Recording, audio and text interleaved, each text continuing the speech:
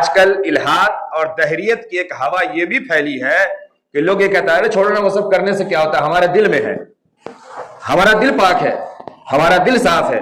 دنیا آپ کے دل میں گھس کر کے نہیں دیکھتی ہے۔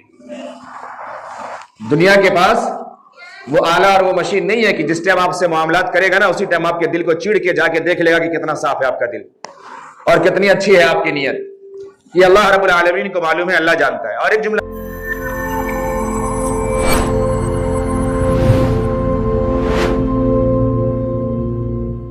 دنیا کا ایک اصول ہے آخرت کے تعلق سے کہ دنیا میں کسی کو پوری دنیا مل جائے اور اگر ایمان نہ ملے تو آخرت میں اس کا کوئی حصہ نہیں ہے، آخرت میں اس کا ٹھکانہ جہنم ہے۔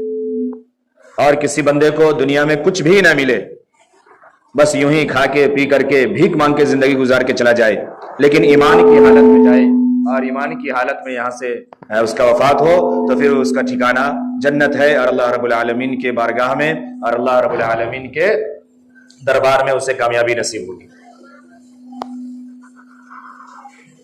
تو دنیا کی جو سب سے قیمتی اور سب سے اہم چیز ہے اس کا نام ہے ایمان، اور یہ ایمان صرف کہہ دینے والی چیز کا نام نہیں ہے کہ ہم نے کہہ دیا کہ ہم ایمان والے ہیں تو ہم ایمان والے ہو گئے، یا کسی نے کہہ دیا کہ یہ ایمان والا ہے تو ایمان والا ہو گیا۔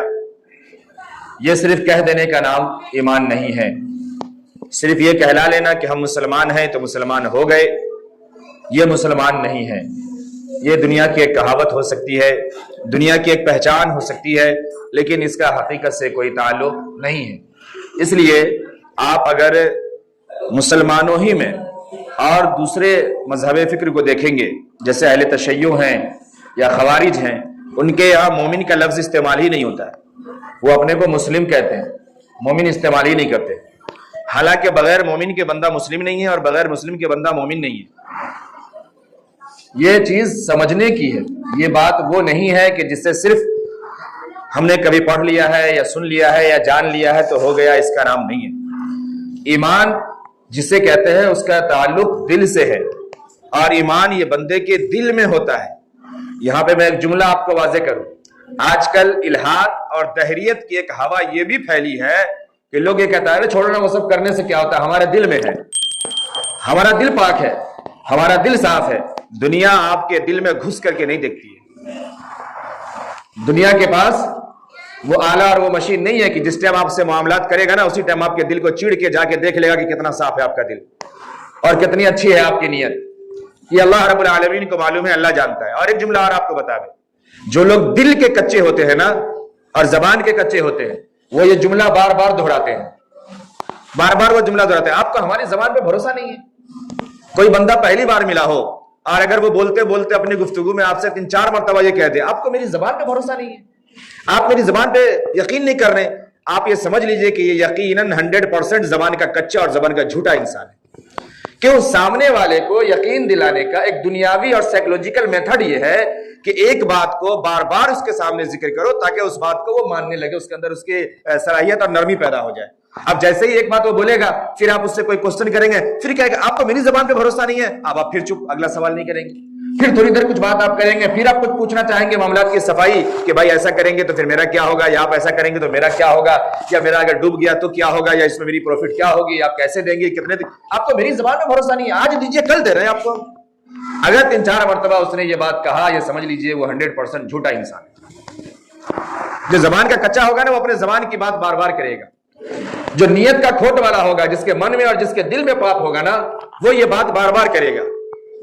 ارے بھائی دل صاف ہونا چاہیے، من صاف ہونا چاہیے، ہم لوگ صاف ستھرے آدمی ہیں، ہم لوگ صاف ستھرے آدمی ہیں، ہم لوگ یہ کام نہیں کرتے ہیں، لیکن ذرا سا اس کی ہسٹری اگر پتا کیجئے گا تو پتا چل جائے گا کہ یہ کتنا صاف ستھرا آدمی ہے۔ کوئی بندہ ایسا نہیں ملا ہوگا اس کی زندگی میں جس کے ساتھ اس نے چھل کپٹ نہ کیا ہوگا، جس کو اس نے دھوکہ نہیں دیا ہوگا، جس کے ساتھ اس نے غداری نہیں کی ہوگی، جس کے ساتھ اس نے جھوٹ نہیں بولا ہوگا، بولا کچھ ہوگا کیا کچھ ہوگا، پہلے کچھ بول کر کے بندے کو پھنسایا ہوگا، پھر کچھ بول کر کے بندے کے ساتھ گیم کھیل رہا ہوگا۔ ایسا وہ شخص نکلے گا جو بار بار یہ کہتا ہوگا کہ ہم بڑے صاف ہیں، ہم بڑے اچھے ہیں۔ بھائی جس کے دل میں ایمان ہے نا یا جو زبان کا سچا پکا ہے اسے کہنے کی ضرورت نہیں پڑتی، دنیا اسے صادق اور امین کہتی ہے، اسے بتانے کی ضرورت نہیں پڑتی۔ دنیا جانتی ہے کہ بندہ کتنا اچھا ہے، کتنا نیک ہے، معاملات کا کتنا صحیح ہے اور کتنا خراب ہے، اسے اپنی صفائی دینے کی ضرورت نہیں پڑتی۔ आ रही बात समझ में आपको? एक बंदा आग की पेंटिंग बनाए और उसके बाद कहे देखिए कितनी शानदार आग जल रही है, फिर कहे देखिए आग के ऊपर धुआं भी है, फिर कहे देखिए आग के थोड़ा और ऊपर देखिए काला काला धुआं भी है, कितनी जबरदस्त आग है। और आप वहां पे खड़े हुए हैं, पेंटिंग देख रहे हैं, मजे ले रहे हैं। आपको ये समझ ही में नहीं आ रहा है कि अगर इतनी आग होती यहाँ पे और अगर ये इतनी आग जल रही होती तो इस आग की गर्माहट तो दूर दूर तक जाती। अगर वाकईतन यहाँ पे इतना धुआं है तो ये धुआं तो पूरे इलाके में फैल रहा होता, मेरे भी नाक तक आ रहा होता। आपको ये एहसास बिल्कुल नहीं हो रहा है, बिल्कुल समझ नहीं पा रहे हैं, ख्वाब में सोए हुए और अगला दिखा रहा है देखिए वो आग जल रही है, देखिए वो धुआं है, वो देखिए ऊपर काला धुआं है। भाई आग जहां पे होगी उससे बताने की जरूरत नहीं है, आग खुद अपना एहसास दिला देती है और आग की गर्माहट से और आग के धुएं से इलाके के लोग खुद समझ जाते हैं, खुद जान जाते हैं कि हाँ यहाँ पे आग है, आग भनक रही है, आग झलक रही है, इसके धुएं उठ रहे हैं। तो मन के साफ ना हो, जबान के अच्छे ना हो, सफाई बार बार देंगे, सफाई बार बार देंगे, ऐसा शख्स दुनिया को धोखा दे सकता है अल्लाह रब्बुल आलमीन के दरबार में, फिर वो मुजरिम है। दुनिया के चंद सिक्कों की खातिर, दुनिया के चंद कौड़ियों की खातिर हम ईमान का और अपने जबान और अपने कौल का कोई पास नहीं रखते, कोई लिहाज नहीं रखते, सौदा करते हैं और हम ये कहते हैं कि हम ईमान वाले हैं, हम मुसलमान हैं। तो ईमान का ताल्लुक ये हमारे दिल से है, लेकिन ये इस वक्त के हम जिस बात को बोले उसको पहले अपने दिल से यकीन और फैसला कर ले कि जो हम बोल रहे हैं वही करेंगे और वही होना है। अल्लाह के जिस अहकाम पे हम चलने की बात करें और अगर हम कुरान को पढ़ें और हदीस को जाने तो ईमान ये नहीं कि हम जानते हैं इसका नाम ईमान है, नहीं, ईमान इसका नाम है कि हम मानते हैं और मानने का सबूत यह है कि हम करते हैं। अगर करते हैं तो हम ईमान वाले हैं और तो हम जानते हैं। बंदा जान रहा हो कि आग है, आग में जाएगा जलेगा और वो फिर वो कहे कि हम सिर्फ जान रहे हैं मगर फिर भी हम आग में जा रहे हैं, ऐसा हो सकता है क्या? कौन बेवकूफ ऐसा करेगा? इतनी समझ तो अल्लाह ने कुत्तों को भी दी है, इतनी समझ तो जानवरों को भी दी है, और भी जो दीगर जानवर है चंद परिंदे वो भी जानते हैं कि कहीं पे पटाखा फूटा है तो उड़ जाओ वहां से, हो सकता है कि उसके धमाके से नुकसान हो जाए। आग जल रही है उस तरफ नहीं जाना है, पानी का रास्ता आ गया रास्ता बदल लेना है। इतनी समझ तो जानवरों के अंदर भी है, चरिंदों परिंद के अंदर भी है, लेकिन एक हम इंसान है कि हम मुसलमान अपने को कहते भी हैं, ईमान वाला कहते भी है, लेकिन फिर भी जहन्नम की आग की तरफ, जहन्नम के दरियाओं की तरफ, पुलिस सिरात के खाई और पुलिस सिरात के गड्ढे की तरफ भागे जा रहे हैं, कोई फर्क नहीं पड़ता। ये इंसान है जो ज़लूमन जहूला है, ये अपने को कहता है कि हम जानते भी है, मानते भी है, पता भी है, सब कुछ भी है, लेकिन ये इतना बड़ा जालिम और इतना बड़ा जाहिल है कि सब कुछ कर रहा है। किस भरोसे पे कर रहा है, किस उम्मीद पे कर रहा है? इसका माना यह है कि ईमान नहीं है, क्योंकि ईमान का सबसे असल दर्जा और ईमान की सबसे असल पहचान जो है वो यही है कि ईमान आपको गुनाह से रोक दे। ईमान की पहचान ही यही है कि ईमान आपको गुनाह से रोके। जो चीज ईमान से हटकर है उस काम को नहीं किया जाए, उस काम को करने के लिए ये कहना कि मेरा दिल बड़ा साफ है, ये ईमान होने का सबूत नहीं है। हमारे दिल में ईमान है, ये ईमानदार होने की पहचान नहीं है। ईमानदार होने की पहचान ये है कि ईमानदारी हमारे आमाल में दिखे, हमारे कौल में दिखे, हमारे सुबह शाम में दिखे, हमारे रहने सहने में दिखे, हमारे मामलात करने में दिखे, हमारा ईमान हमारी जिंदगी में भी दिखे, हमारा ईमान हमारे घर में भी दिखे, हमारा ईमान हमारे माशरे में भी दिखे। यह है ईमान। आज हकीकत यह है, मैं बारहा एक आयत को पढ़ता हूं, बारहा उस पर बात करता हूं। हकीकत आज हमारी यह है, अल्लाह रब्बुल आलमीन ने जो कुरान में बयान फरमाया, ये जो हिदायत दी, ये यूं ही नहीं दिया। अल्लाह रब्बुल आलमीन हमारा खालिक है, मालिक है, अरबा अनासिर से हमें पैदा किया है। हमारे अंदर मिट्टी भी है, हवा भी है, आग भी है, तमाम चीजों की हमारे अंदर चीजें भरी हुई है, अल्लाह के इल्म में है। अल्लाह रब्बुल आलमीन ने इसलिए यह बात पहले समझाई और सिखाई कि देखो धोखा मत खाना। क्या क्या, या अय्युहल्लज़ीना आमनू क़ू अनफुसकुम व अहलीकुम नारा, अपने आप को जहन्नम से बचाओ, अपनी ईमान की फिक्र करो। और ये बहुत आसान है, लेकिन आज यही सबसे मुश्किल तरीन काम है हमारा। क्यों? हम खुद अमल नहीं करते, हम खुद ईमान वाले नहीं है और हम चाहते हैं कि हमारे सामने वाला ईमानदार हो। हम धोखा दे रहे हैं और हम चाहते हैं कि हमें जो कस्टमर मिले वो ईमानदार मिले। हम एक दूसरे को लेकर के हेरा फेरी कर रहे हैं और हम चाहते हैं हमारे पास जो आए वो बिल्कुल 100% अच्छा बंदा है। ऐसा कैसे हो सकता है? हम अच्छे नहीं हैं और हम चाहते हैं कि हमारी औलाद अच्छी हो जाए, ऐसा कैसे हो सकता है? और अल्लाह ने यह सिखाया कि देखो अपने आप को अच्छा बनाओ, میں اس پہ جملہ بار بار جوڑتا ہوں کہ ہم جسے اصلاح معاشرہ کہتے ہیں، ہم جسے سوسائٹی کے اندر ریفارمز کہتے ہیں، یہ کس چیز کا نام ہے؟ یہ کس چیز کا نام ہے؟ اگر ہم اچھے ہیں، آپ اچھے ہیں، آپ اچھے ہیں، آپ اچھے ہیں، یہ چار آدمی مل کے تو محلہ بنا ہے، یہ چار لوگ مل کے تو معاشرہ بنا ہے، یہ چار لوگ مل کے تو سوسائٹی بنی ہے۔ اگر چاروں کے چاروں اچھے ہوں گے پھر کیا ضرورت ہے؟ تو حقیقت یہ ہے کہ ہم ہی اچھے نہیں ہیں۔ اللہ نے فرمایا دیکھو پہلے اپنی اصلاح کر لو، پہلے اپنے ایمان کو درست کر لو، پہلے اپنے کو بنا لو اور سنوار لو۔ اگر تم سدھر گئے اور تمہارا گھر سدھر گیا، پورا معاشرہ سدھر جائے گا۔ اللہ نے یہ حکم کس کو دیا؟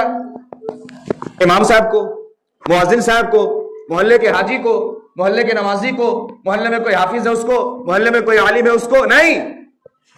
جو بھی امیر ہو، غریب ہو، ناٹا ہو، لنگڑا ہو، کانا ہو، لولا ہو، بہرا ہو، جیسا بھی ہو، سوائے پاگل چھوڑ کے، ہماری بات سمجھ میں، جو بھی ہو، اور اپنے کو اگر وہ ایمان والا کہتا ہے تو اللہ کہہ رہا ہے یا ایھا الذین آمنو، جو بھی ایمان والے ہو، قوا انفسکم، سب اپنے آپ کو بچاؤ، سب کی یہ ذمہ داری ہے، یہ ذمہ داری سب کی ہے، کسی ایک کے آپ کی یا ہماری یا ان کی نہیں ہے، یہ ہر ایک کی ہے۔ اور اللہ یہی بات سمجھا رہے کہ اگر ہر ایک اپنی اصلاح کر لے اور اپنے گھر کی اصلاح کر لے، وہ محلہ اور وہ معاشرہ اور وہ گاؤں خود ہی سدھر جائے گا، وہاں پہ کسی اجتماعی سدھار کی ضرورت نہیں پڑے گی۔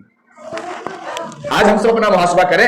میں نے گزشتہ ہفتے کہا تھا نا کہ ہم یہ کہتے ہیں کہ اگر ہم اس پوسٹ پہ ہوتے تو وہ کر دیتے، ہم اس پوسٹ پہ ہوتے تو وہ کر دیتے۔ کسی پوسٹ کی ضرورت نہیں ہے، اللہ نے ہماری ذمہ داری ہم پہ رکھی ہے، اللہ نے ہماری زبان ہمارے کنٹرول میں دیا، میری آنکھ میرے کنٹرول میں ہے، میرے ہاتھ پاؤں میرے کنٹرول میں ہے، ہم اس کا کیسا استعمال کرتے ہیں، کیا استعمال کرتے ہیں، اسی کو دیکھیں نا۔ ہم اپنے کو نہیں کرتے، خود عمل نہیں کرتے، ہم خود جھوٹ بولتے ہیں اور بچے کو پکڑ کے مار رہے، جھوٹ نہیں بولنا ہے، جھوٹ بولنا گناہ ہے۔ ابھی بچہ رو ہی رہا ہے اور پھر فون آیا، اب فون اٹھا کر کے پھر جھوٹ بول رہے ہیں اگلے کو، بھیا کہاں ہے؟ ارے ابھی ہم تھوڑا باہر نکلے ہوئے ہیں، اچھا جہاں آپ کا کام پرسوں تک کر دیں گے۔ وہ بیچارہ سوچ رہا ہے ابھی مار لگی ہے جھوٹ بولنے کی وجہ سے، میرا رونا ختم نہیں ہوا اور یہ انسان مجھے جھٹ بولنا سکھا رہا ہے۔ ارے بات سمجھ میں آ رہی ہے آپ کو؟ پھر وہ اولاد ماں باپ سے جھوٹ نہیں بولے گی، وہ اولاد ماں باپ کو آگے چل کے مارے گی نہیں، وہ اولاد کوٹے گی نہیں، وہ اولاد بھی تو سمجھ رہے کہ جب یہ اپنے رب اور اپنے نبی کی بات نہیں مان رہا ہے، یہ مجھے کیا سکھا رہا اور میں کیسے مانوں؟ بھائی قرآن اور حدیث کا مکلف یہ صرف اولاد تھوڑی ہے، اولاد سے پہلے گارجین ہے نا، ماں باپ ہے نا۔ جب ماں باپ خود پریکٹیکل نہیں ہے، اولاد اس لیے پریکٹیکل نہیں بن رہی ہے۔ آج جب لوگ کہتے ہیں نا، اکثر کہتے ہیں مام صاحب اس کو کہیے نا نماز نہیں پڑھتے، ان سے بہت سیدھا سا سوال ہوتا ہے، آپ پڑھتے ہیں؟ آپ کسی خاتون سے پوچھیں تمہیں نماز پڑھے ہوئے کتنے دن ہو گئے، آپ کو سمجھ میں آ جائے گی بات۔ ماں نماز پڑھی نہیں کبھی جب سے بچہ پیدا ہوا، حمل سے لے کر کے 18 سال 20 سال کا بچہ ہو گیا ہے۔ اب جب بچہ کھلے طور پہ آوارہ ہو چکا ہے، نشیڑی گجری بھنگیڑی ہو چکا ہے، آپ کے محلے کے اور آپ کے علاقے کے جتنے یہ آدھے کنسٹرکشن والے بلڈنگ ہیں، ان پاک زمین کو دھرتیوں کو ناپاک کر رہا ہے بیٹھ بیٹھ کر کے، اب کہہ رہے اس کو کہیے نا ذرا نماز پڑھے، اس کو کہیے نا ذرا سدھر جائے۔